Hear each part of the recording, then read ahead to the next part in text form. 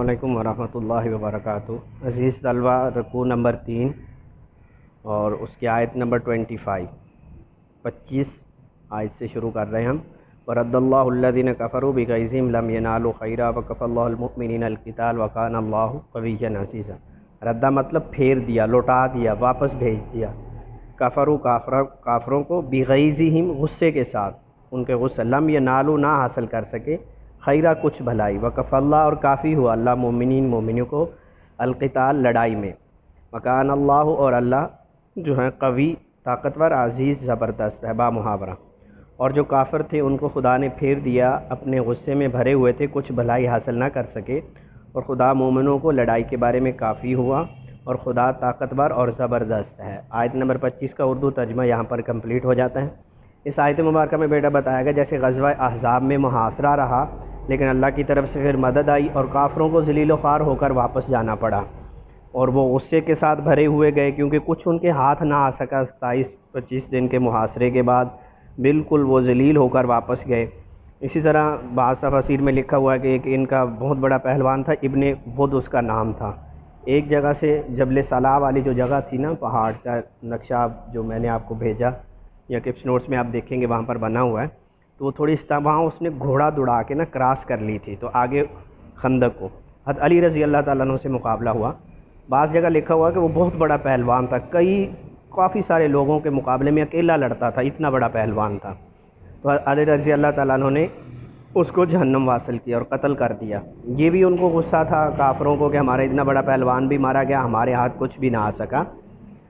تو اس لیے اللہ ان کو کچھ بھلائی حاصل نہ ہوئی، ذلیل و خوار ہو کر واپس گئے، اور اللہ مومنوں کو لڑائی میں کافر ہوا، اللہ زبردست ہے، طاقت والا ہے۔ وَكَفَى اللَّهُ الْمُؤْمِنِينَ الْقِتَالَ، یہ جو آیت کا حصہ ہے تھوڑا سا بیٹا، یہ بورڈ میں شارٹ کویسچن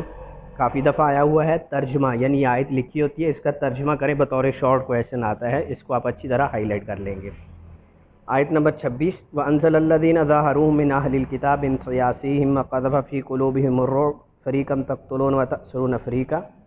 وَأَنزَلَ اتار دیا، الَّذِينَ ظَاهَرُوهُم جنہوں نے ان کی مدد کی، من اہل الکتاب اہل کتاب میں سے، من صیاصیہم ان کے قلعوں سے، وقذف اور ڈال دی، فی قلوبہم ان کے دلوں میں، رعب دہشت، فریقاً کتنوں کو، یا ایک گروہ کو، تقتلون تم قتل کرتے تھے، وتأسرون اور قیدی بنا لیتے تھے، فریقاً ایک گروہ کو، با محاورہ۔ اور اہل کتاب میں سے جنہوں نے ان کی مدد کی تھی، ان کو ان کے قلعوں سے اتار دیا اور ان کے دلوں میں دہشت ڈال دی، تو کتنوں کو تم قتل کر دیتے تھے اور کتنوں کو قید کر لیتے تھے۔ آیت نمبر 26 کا اردو ترجمہ یہاں کمپلیٹ ہو گیا۔ آخری آیت کا دیکھیں بیٹا، وَأَوْرَثَكُمْ اور تم کو وارث بنا دیا، ارضم ان کی زمینوں کا، وَدِيَارَهُمْ ان کے گھروں کا، وَأَمْوَالَهُمْ ان کے مالوں کا، وَأَرْضًا اور ایسی زمین، لم تطئوها جس میں تم نے پاؤں نہیں رکھا تھا، جس کو تم نے روندا نہیں تھا، وَكَانَ اللَّهُ عَلَىٰ كُلِّ شَيْءٍ قَدِيرًا اللہ ہر چیز پر قادر ہے، با محاورہ۔ اور ان کی زمینوں اور ان کے گھروں اور ان کے مال اور اس زمین کا جس میں تم نے پاؤں بھی نہیں رکھا تھا، تم کو وارث بنا دیا، اور خدا ہر چیز پر قادر ہے۔ تو ان دو آیت مبارکہ میں قبیلہ بنو قریظہ جو مدینے کے اندر تھا ان کا ذکر ہے کہ جب آپ صلی اللہ علیہ وسلم جو کافر ذلیل و خوار ہو کر واپس چلے گئے تو واپس مدینے تشریف لے آئے، کیونکہ تھوڑا سا باہر نکل کے گئے ہوئے تھے جو خندق کھودی تھی، تو جب آپ بیٹھے ہی تھے تو تفاسیر میں لکھا جبرائیل علیہ السلام تشریف لائے، فرمایا یا رسول اللہ آپ نے ہتھیار اتار دیے جنگ کے، جبکہ فرشتوں نے تو ابھی ہتھیار نہیں اتارے۔ تو اب بنو قریظہ والوں کی خبر لیں، کیونکہ بنو قریظہ والوں نے جیسے آپ کو اس کے تعارف میں بتایا تھا، اندر سے پیچھے وہ ہیلپ مدد کرنے کے لیے تیار ہو گئے تھے، تو انہوں نے معاہدے کی خلاف ورزی کی تھی، تو اللہ جل شانہ چاہتے ہیں جبرائیل علیہ السلام نے کہ ان کو ذرا سبق سکھائیں، تو آپ صلی اللہ علیہ وسلم نے پھر صحابہ کرام کو لے گئے، بنو قریظہ کے قبیلے کی طرف گئے، اور ان کے جو قبیلے وہ قلعوں میں رہتے تھے کیونکہ ان کا محاصرہ کر لیا، اور ان کو مدینہ سے نکلنے کا حکم دیا کہ تم مدینہ سے نکل جاؤ، لیکن پھر انہوں نے کافی دن ایسا رہا کہ محاصرہ رہا، انہوں نے اندر جو سامان وغیرہ کھانے پینے کا وہ بھی خرچ ہو گیا، پھر مجبوراً انہوں نے کہا جی آپ ہمارے لیے کوئی حکم مقرر کر دیں جو ہمارے بارے میں فیصلہ کرے نا، تو جو وہ فیصلہ کرے ہم وہ قبول کریں گے۔ تو حضرت سعد بن معاذ رضی اللہ تعالیٰ عنہ قبیلہ اوس کے سردار تھے۔ زمانہ جاہلیت میں قبیلہ اوس اور ان بنو قریظہ والوں کی آپس میں دوستی ہوتی تھی، تو انہوں نے کہا کہ وہ ہماری دوستی کا خیال کریں گے، تو انہوں نے کہا یا رسول اللہ سعد بن حکم جو ہمارا فیصلہ، سعد بن معاذ رضی اللہ تعالیٰ نے جو ہمارا فیصلہ کریں گے ہم وہ قبول کر لیں گے۔ تو سعد بن معاذ رضی اللہ تعالیٰ نے فیصلہ کیا ہے رسول اللہ ان کے جو نوجوان ہیں ان کو قتل کر دیا جائے، اور بچوں اور بوڑھے جو باقی سب ہیں ان کو قیدی بنا لیا جائے، اور ان کی زمینوں اور ان چیزوں پر قبضہ کر لیا جائے۔ تو اسی بنو قریظہ والے واقعہ کے ذکر ہے کہ جب اہل کتاب کو ان کے قلعوں سے اتار دیا اور ان کے دلوں میں اللہ نے رعب و ہیبت ڈال دی، مسلمانوں کی دہشت بیٹھ گئی کافروں کے، اور پھر کتنوں کو تم قتل کرتے تھے کہ ایک گروہ کو قتل کرنے کا قید اور باقیوں کو قیدی بنا لیا گیا تھا، اور ان کی زمین اموال ان سب پر قبضہ کر لیا گیا تھا۔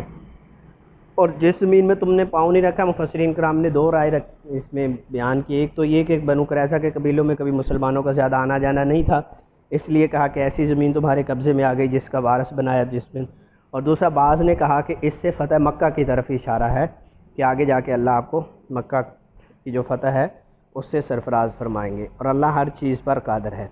اب اس میں ایکسرسائز کے شارٹ تو نہیں ہیں، لیکن ایک دو ایڈیشنل شارٹ ہیں جو امپورٹنٹ ہیں۔ یہ رکوع بورڈ کے ترجمے کے لحاظ سے بھی امپورٹنٹ ہے، یہ آخری آیت بھی 2014 غالباً بورڈ میں آ چکی ہے۔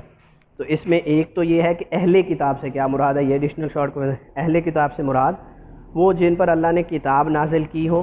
اور ان سے یا اہل کتاب سے مراد جب عام طور پر یہودی اور عیسائی لیے جاتے ہیں، تو اہل کتاب سے مراد وہ لوگ جن پر اللہ نے کوئی کتاب نازل کی اور اس سے مراد یہودی اور عیسائی ہیں۔ بس اتنا سے شارٹ کویسچن کا آنسر بنے گا۔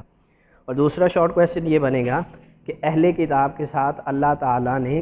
یا مسلمانوں نے کیا سلوک کیا، اہل کتاب کے ساتھ کیا سلوک کیا گیا۔